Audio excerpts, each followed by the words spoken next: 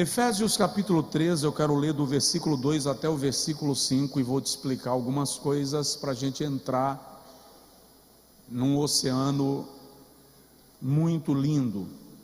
Diz assim: se é que tendes ouvido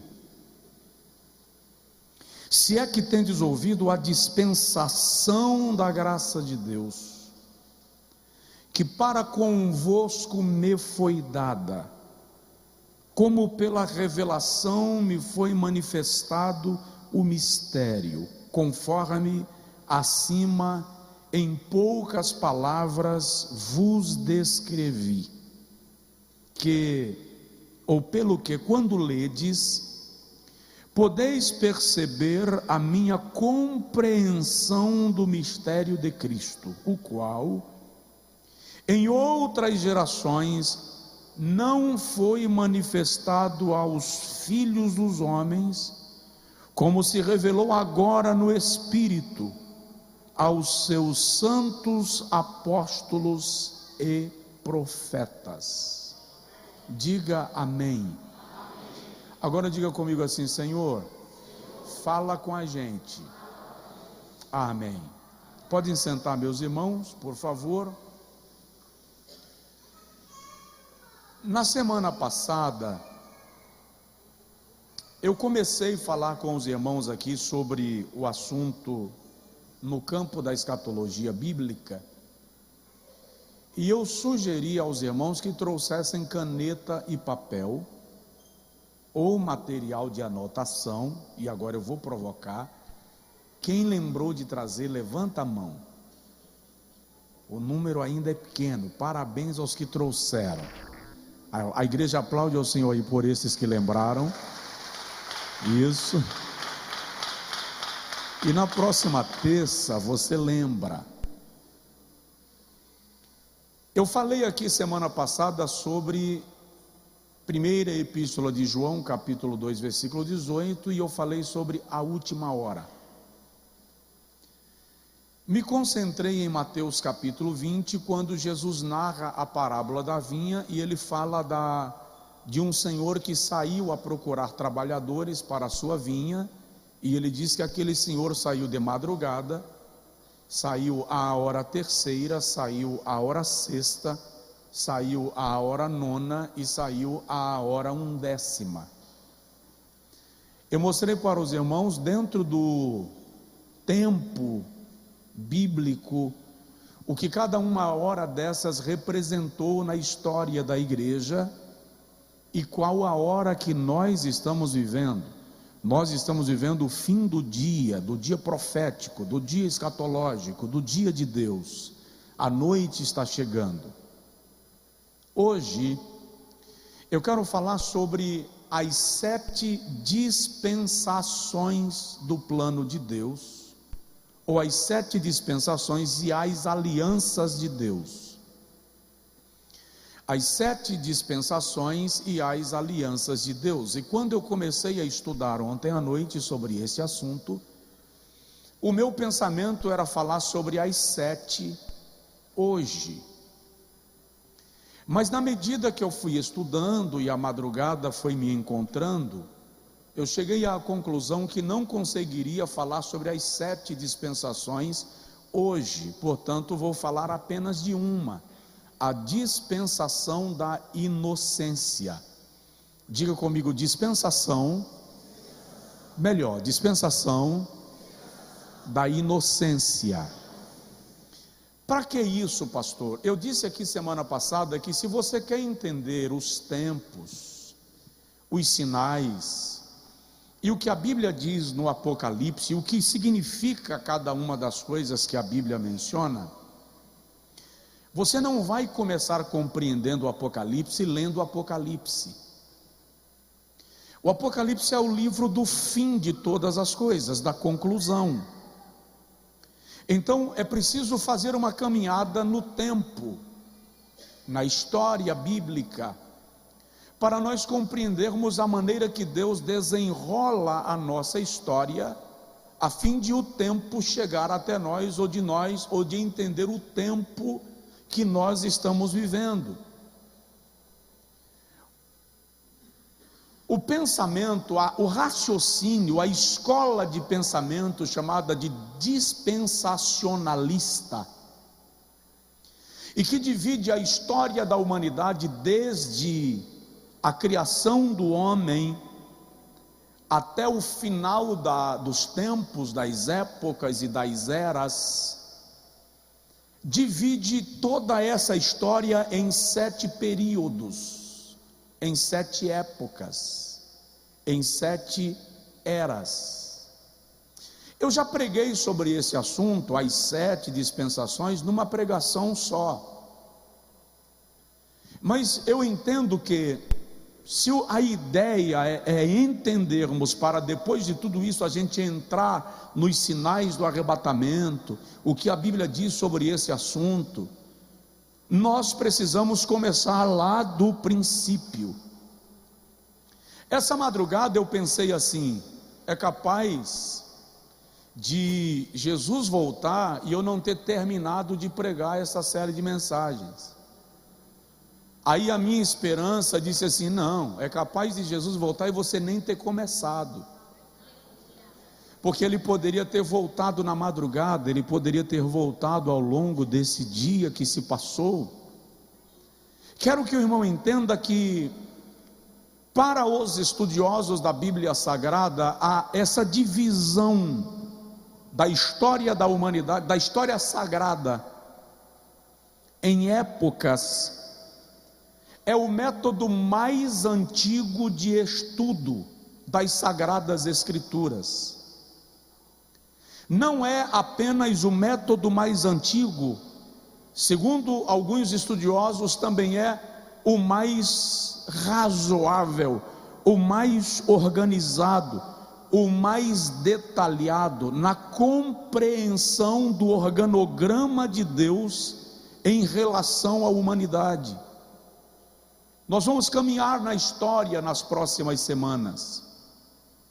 Nós vamos entender o que aconteceu e onde estamos, e quando nós chegarmos em determinado momento, você vai perceber que o inferno não é um equívoco de Deus, porque algumas pessoas dizem assim: o Deus de amor não lançaria a sua criatura no inferno. É preciso entender que o Deus de amor vem tratando com a humanidade de maneira longânima, paciente, amorosa, extraordinária, dando sempre ao homem e à mulher toda a possibilidade de resgate, de salvação. Então, esse sistema de estudo que faz da história da humanidade subdivisões em períodos, vai mostrar para nós a maneira como Deus se revelou em cada tempo, a maneira como Deus se revelou em cada época. Esses 7 períodos que nós vamos estudar, e que Paulo chama de dispensação da graça de Deus, um dos períodos é chamado de dispensação da graça de Deus, começa na criação de Adão, em Gênesis capítulo 2, e vai até aquilo que a Bíblia chama de novos céus e nova terra. Nós vamos observar, por exemplo, que em cada um desses períodos Deus fez uma aliança com a humanidade, e cada vez que a aliança foi quebrada, preste atenção nisso, nunca foi Deus quem rompeu a aliança com o homem.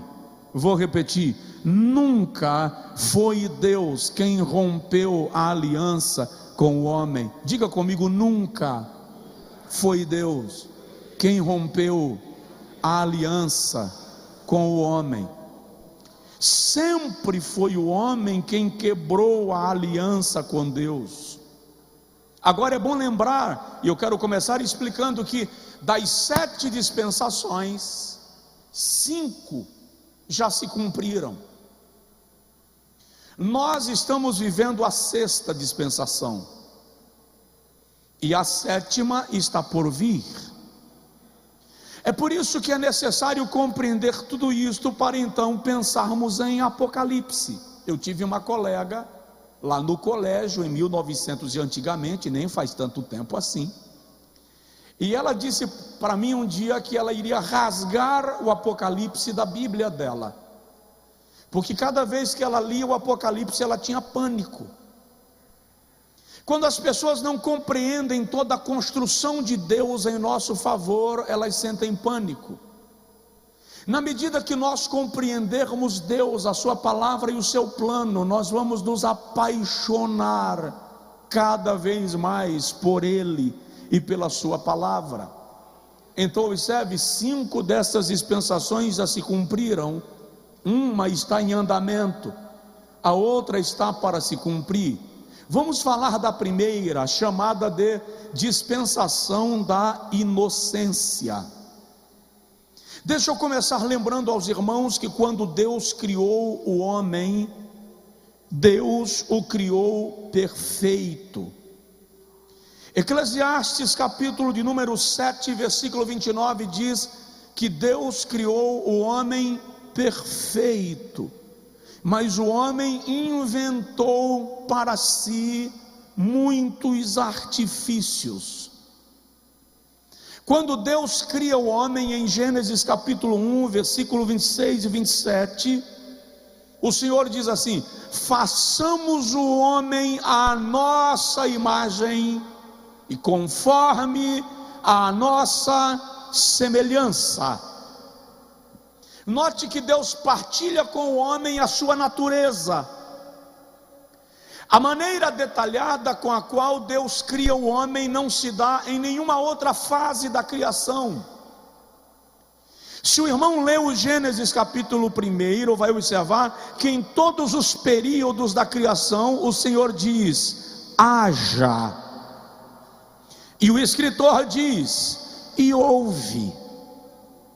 Mas no momento de criar o homem, ele diz: façamos.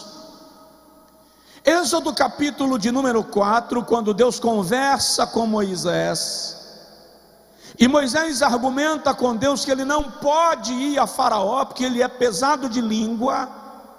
O Senhor diz assim: ô Moisés, quem criou a boca do homem? Quem fez a boca do homem? Quem fez o olho do homem? A expressão ali indica que na criação do homem o Senhor desceu. Para toda a criação ele disse: haja. Mas para a criação do homem ele desceu, ele manuseou. Ele fez uma obra de arte. Ele desenhou. Ele trabalhou cada detalhe na moldura do barro. E quando está apenas um boneco de barro lançado ao chão, ele chega lá e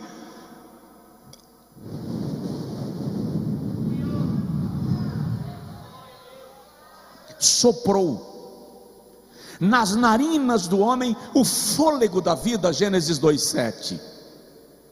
E Moisés, escrevendo Gênesis, diz: e formou o Senhor Deus o homem do pó da terra, e soprou nas suas narinas o fôlego da vida, o espírito da vida. E o homem foi feito alma vivente. E é muito interessante que quando Deus cria o homem,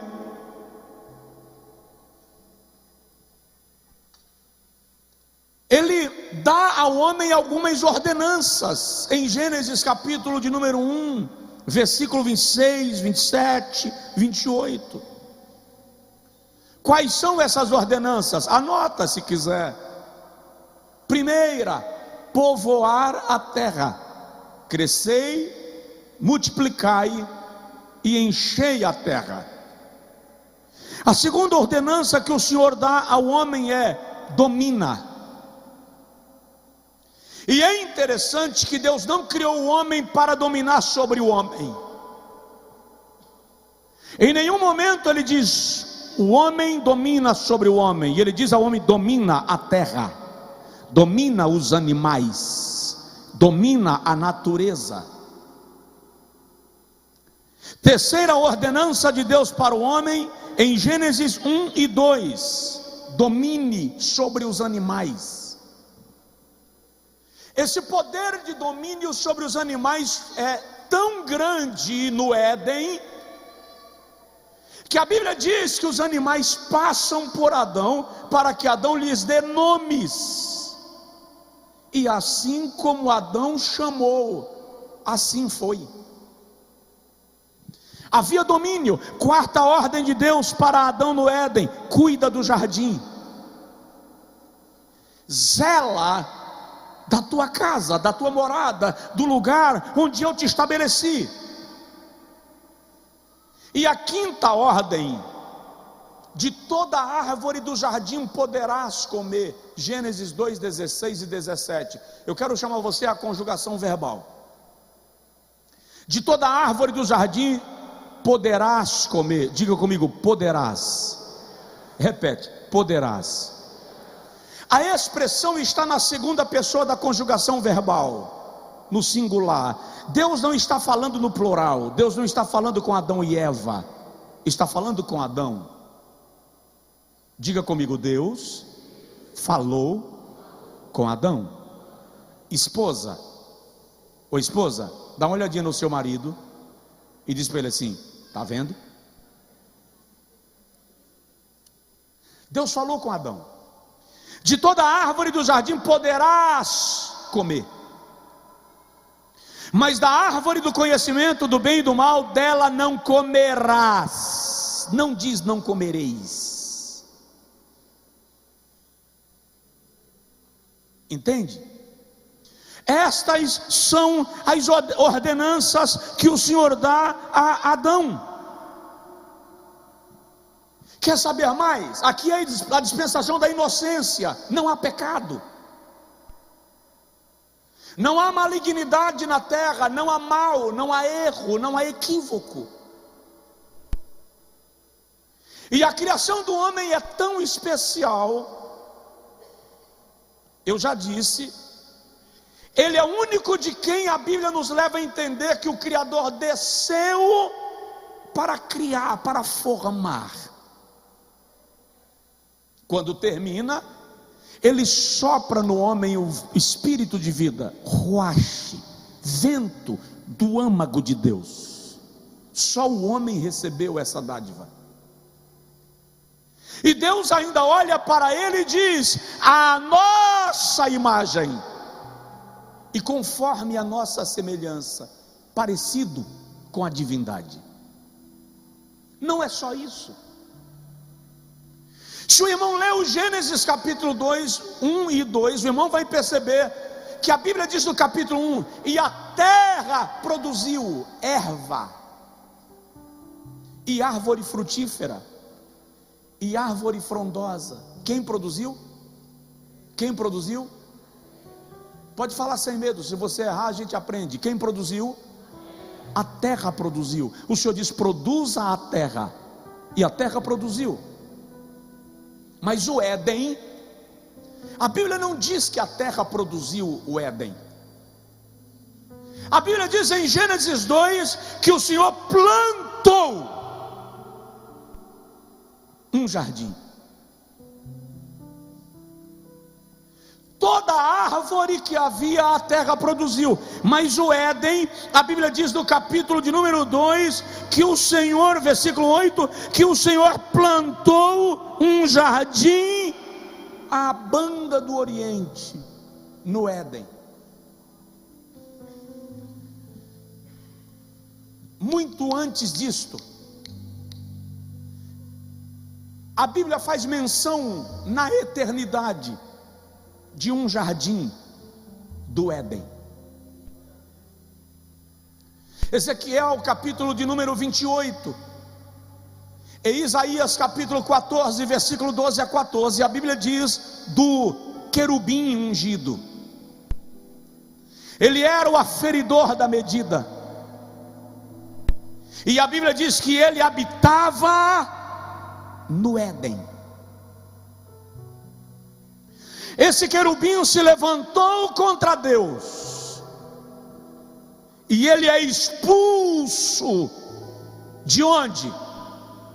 Do Éden. E lançado à terra, estabelece o seu quartel-general no cosmos, nas regiões celestes. Quando Deus cria Adão, em algum lugar onde o Éden estava, o Senhor pega o Éden e planta para Adão morar. Olha o privilégio. Quem morava no Éden? O querubim. Quem passa a morar no Éden? Adão. É justamente por isso que Satanás interfere na paz da criação. Adão está no lugar perfeito.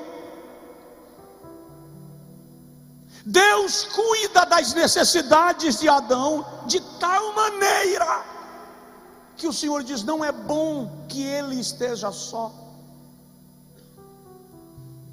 Vou lhe fazer uma adjutora, uma auxiliadora,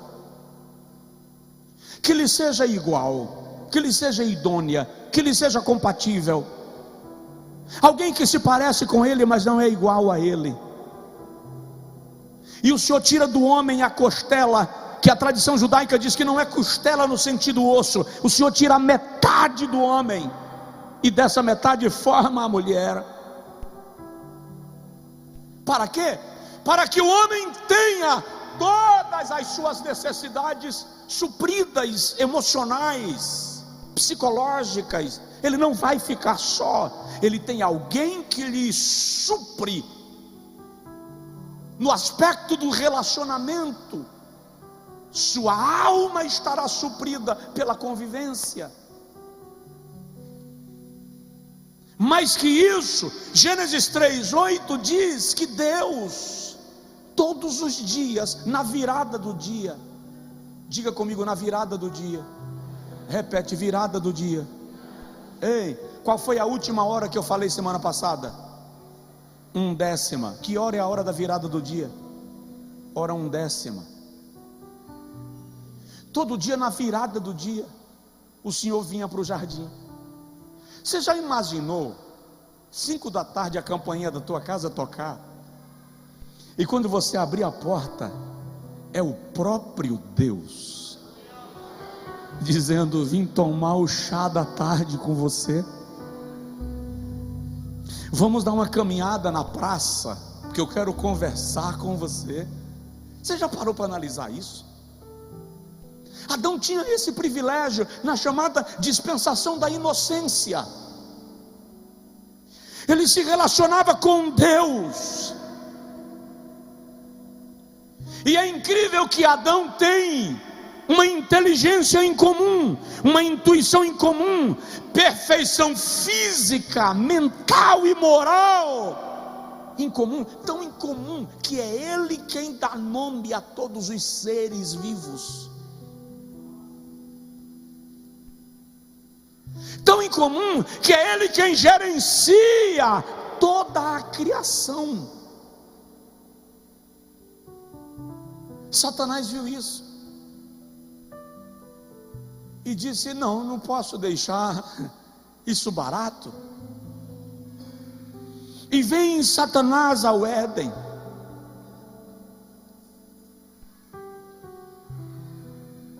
para romper esta comunhão. É também no Éden e na dispensação da inocência que Deus faz a primeira aliança com a humanidade, que a teologia chama de aliança edênica. Nesta aliança, Deus se compromete com o homem de visitá-lo, de se relacionar com ele. Ele vai crescer, vai multiplicar, vai encher a terra, e a bênção de Deus estará sobre ele. E na aliança edênica existem 6 elementos que não podem ser ignorados. O primeiro, quando o Senhor diz: enche a terra com a raça humana, multiplica, povoa. Segundo elemento dessa aliança, o Senhor estabelece, subjuga, domina, use a criação para o teu proveito. Sabe, Deus entregou e disse: é teu. Terceiro elemento dessa aliança, o Senhor dar ao homem comando, e diz: de toda árvore do jardim, coma. Interessante, o Senhor só estabeleceu um limite: toda árvore do jardim, coma, desfrute. Uma aliança está estabelecida: abstenha-se da árvore do conhecimento do bem e do mal. Sempre que Deus te der uma bênção, preste atenção nisso, Ele vai te estabelecer uma restrição.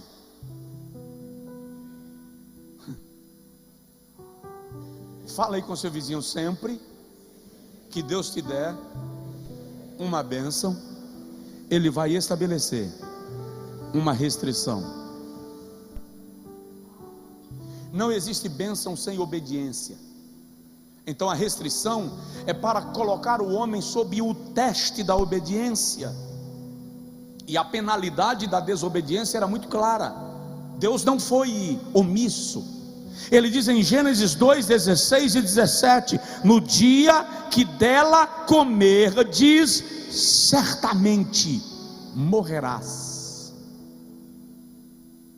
Então o homem está na dispensação da inocência, ele sabe que tem todo o direito e que tem uma restrição. Mas Satanás, vendo isso, aparece.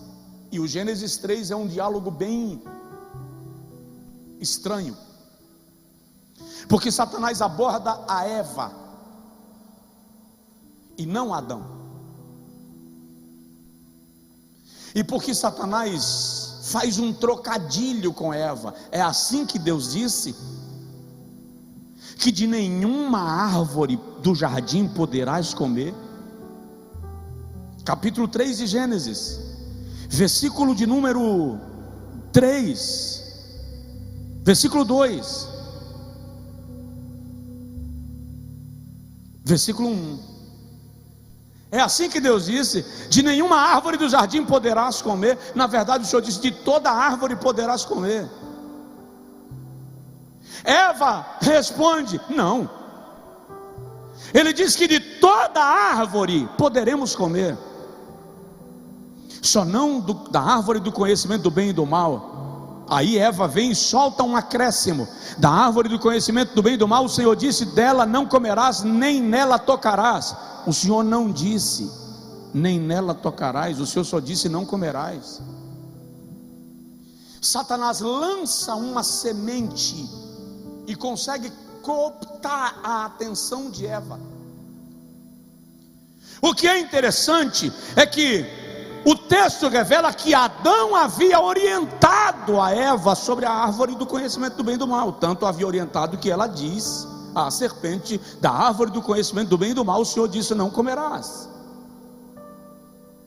Então Satanás diz: que nada, isso é porque Deus sabe que no dia que comerdes desta árvore, sereis semelhantes a Ele. Satanás tenta a Eva exatamente no mesmo veneno onde ele próprio caiu, no desejo de ser igual a Deus, no desejo de se tornar como Deus. E a Bíblia diz que Eva viu que a árvore era boa para comer e agradável aos olhos, e ela comeu, tomou-a para si, e ainda levou-a e a deu ao seu marido, e ele também comeu. Versículo 6. Qual foi o estágio da queda? Quais foram os estágios da queda? Primeiro, ver. Segundo, ouvir. Olha para o seu vizinho e fala com ele assim: pare de ouvir a voz do diabo. Pare de ouvir a voz do diabo. O diabo sempre vai questionar Deus. O diabo sempre vai questionar a promessa de Deus. Pare de ouvi-lo. Ah, pastor, mas o diabo também fala a verdade. Eu sei, embora seja pai da mentira, o diabo também fala a verdade.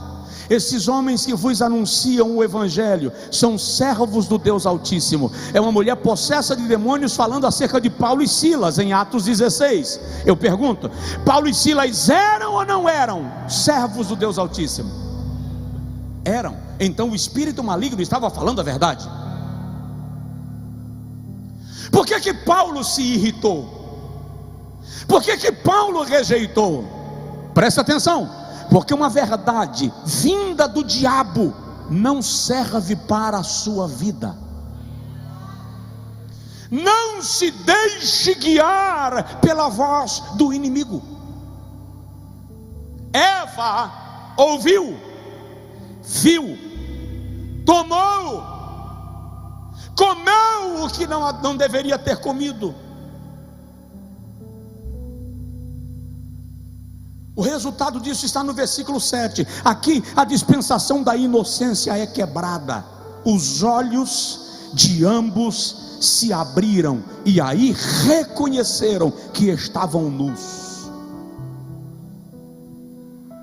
É nesse momento que a dispensação da inocência é quebrada. A partir de agora, o homem é responsável direto por seus atos, por suas decisões e atos. Quais são as consequências disso? O homem toma conhecimento do bem e do mal, e a partir do conhecimento do bem e do mal,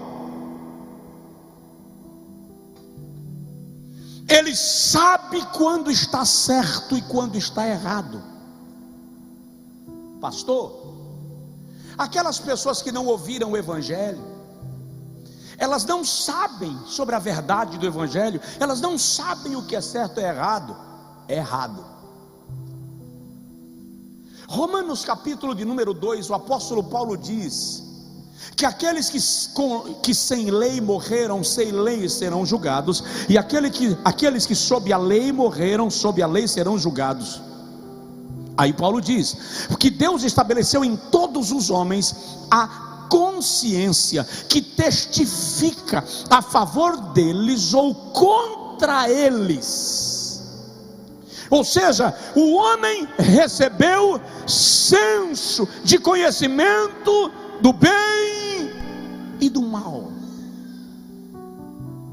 A queda lhe fez perceber quando está certo e quando está errado.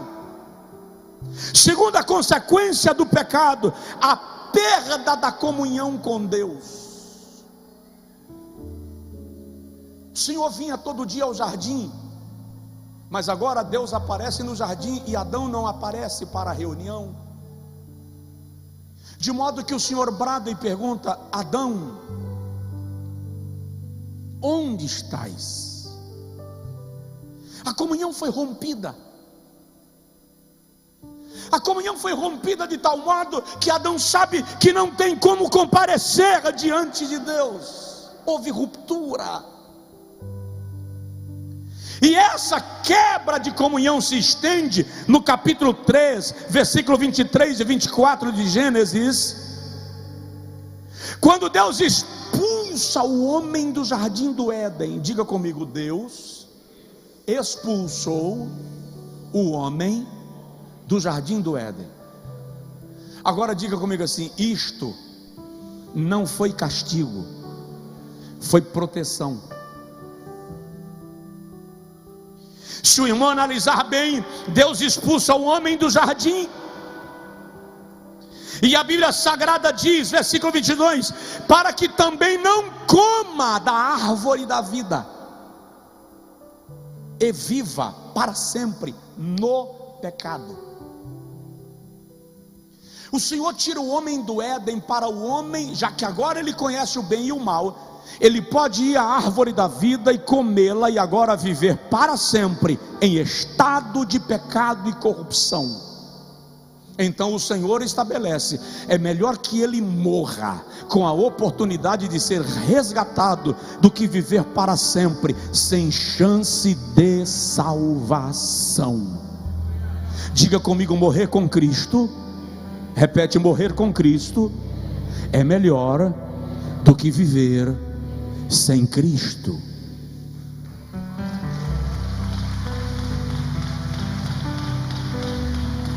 Morrer com Cristo é melhor do que viver sem Cristo. Deus expulsou o homem do jardim porque a comunhão foi quebrada.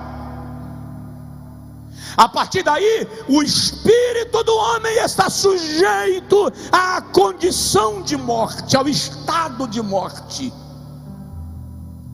Paulo diz aos Romanos capítulo 3, versículo 23, que o salário do pecado é a morte. 6:23. A partir daí se cumpre, começa a se cumprir o que Deus havia dito: no dia que dela comerdes, certamente morrerás. A quarta consequência da queda é a perversão da natureza moral do homem. E essa perversão chega num nível, nós vamos passar lá. Essa perversão chega num nível que o Senhor diz assim: eu me arrependo de haver criado o homem. Ei, quem nós pensamos que somos? Presta atenção, o que eu vou dizer é ofensivo. Ele não se arrependeu de criar o porco, ele não se arrependeu de criar o lobo, ele não se arrependeu de criar cachorros e gatos, mas ele diz: eu me arrependo de haver criado o homem. A queda trouxe um nível de perversão moral tão grande que Gênesis 6 diz que a iniquidade da terra atingiu os céus. A terra se encheu de iniquidade. E a partir daí o homem se torna escravo do pecado. A Bíblia diz em João 8, versículo 33: todo aquele que comete pecado é escravo do pecado. Presta atenção: escravo não faz o que quer, escravo faz o que o seu senhor determina. Se o homem é escravo do pecado, ele não obedece à sua própria vontade, mas o pecado deturpa a vontade do homem. Para isto Cristo morreu, para quebrar as cadeias do pecado. Por isso Paulo diz, Romanos 6,14: o pecado não terá mais domínio sobre vós. Diga comigo: o pecado não terá domínio sobre mim. Repete: o pecado não terá domínio sobre mim. Coloque a mão no seu peito assim, por favor, e diga comigo: Senhor, todas as algemas, todas as cadeias, qualquer vício que ainda me aprisiona, eu te digo, pode quebrar, pode romper, eu sou teu. Aleluia! Você pode aplaudir ao Senhor, você pode dar glória a Deus. Consequência da queda: o homem perde a sua capacidade e inteligência. E sobre Eva, quais foram as consequências sobre Eva com a ruptura da dispensação da inocência? O Senhor diz: aumentarei grandemente a tua dor da concepção. Tua gravidez vai ser um incômodo. Tua gravidez vai ser inquieta, e com dores darás à luz filhos. O que faz os estudiosos entenderem que o parto não era doloroso, ou não era para ser doloroso. E não é por acaso que a ciência diz que entre as dores às quais o homem pode submeter-se, a dor do parto está entre as 3 piores, ficando apenas da dor de queimadura. Eu disse outro dia num congresso de mulheres: imagina um homem ganhando neném, ficaria paraplégico, não ia voltar a andar nunca mais. É que Deus criou a mulher com uma estrutura óssea e uma capacidade incrível. Eu disse nesse congresso, é como se o homem fosse, o homem é um carro de luxo, um Cadillac, um diplomata, mas a mulher Deus fez como uma Ferrari conversível. A estrutura óssea dela se ajusta ao processo da gestação, gente. Isso é um fenômeno. E depois que a criança nasce, a estrutura óssea inteira se acomoda ao seu padrão. Ah, fala sério, você ainda não aplaudiu Jeová pelo que eu estou falando? Isso é fenomenal. Quem tem a sua mãe viva, levante a mão. Você tem a obrigação de dar um buquê para ela essa semana. Querido, quando eu consigo imaginar minha mãe com 1,52 m, ela pesava, minha mãe era magérrima, deu à luz em parto normal, a um menino pesando 4,8 kg. Isso não é um menino, isso é um bezerro.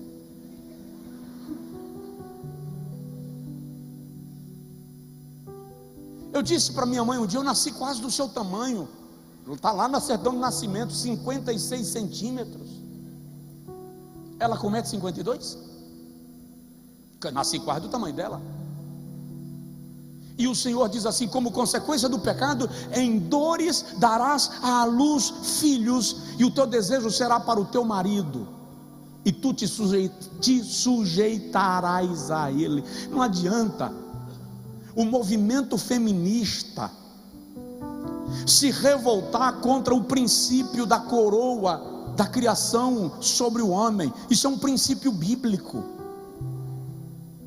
O homem é quem tem que entender e agir como coroa e não como chapéu. Mas esse é um princípio bíblico. A dispensação da inocência foi quebrada. Adão foi expulso do Éden. O primeiro fracasso da humanidade tem efeitos que chegam a nós. O pecado de Adão no Éden reflete em toda a criação, em toda a humanidade. Não é por acaso que Davi diz no Salmo 51, eis que em iniquidade fui gerado, versículo 4, e em pecado me concebeu a minha mãe. Paulo, escrevendo aos Romanos, no capítulo 5, versículo 12, diz: por um homem entrou o pecado no mundo, e pelo pecado a morte, e assim a morte passou a todos os homens. Pastor, eu quero entender Apocalipse, não Jardim do Éden. Você só pode entender a importância do paraíso que Deus reservou para os salvos, se você entender o paraíso que Ele preparou para a humanidade. Você só vai valorizar o paraíso da eternidade se você compreender exatamente onde Adão e Eva desprezaram o paraíso que o Senhor lhes havia dado. A dispensação da inocência foi quebrada, mas eu vou concluir dizendo: é aqui, no final da dispensação da inocência, que Deus faz a primeira promessa de um Salvador. Adão peca, Eva peca, pelo orgulho. O Senhor estabelece a sentença, mas olhando para a serpente, Deus diz: da semente da mulher, Gênesis 3,15, da semente da mulher eu trarei o varão que esmagará a cabeça da serpente. Quem é ele? Quem é ele? Quem é ele? Não ouvi, quem é ele? Repete, quem é Ele? Jesus. Ele é o varão que esmagou a cabeça da serpente. A promessa de salvação e resgate. Fica de pé, por favor.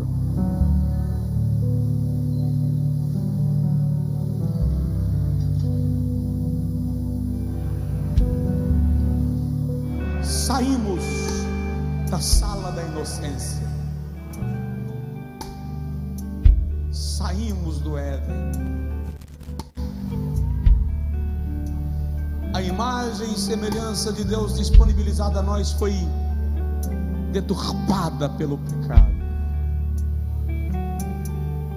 Mas apesar de termos saído do Éden, Deus preparou o céu.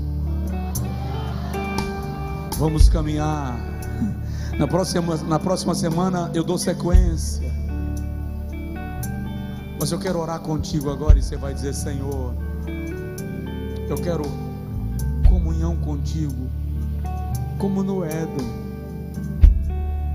Eu quero me relacionar contigo, eu quero conversar contigo. Diz para Deus: o Senhor pode ir lá em casa tomar chá com torrada comigo? O Senhor pode ir lá em casa tomar chimarrão comigo, tomar o cafezinho da tarde? Diga para Deus: o que eu não posso é viver sem a tua presença, viver sem esta comunhão. Soberano Deus, nós queremos comunhão contigo, comunhão íntima. Resgata-nos, Senhor, resgata-nos, que a nossa relação contigo seja tão íntima, que nós nos sintamos caminhando no jardim, numa relação pessoal com o Senhor, em nome de Jesus, em nome de Jesus.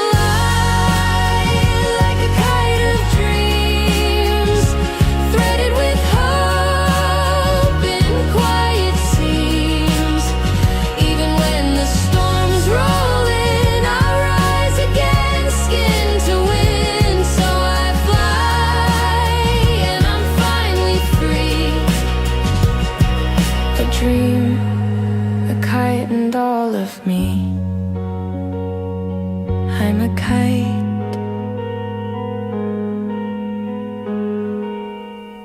of dreams.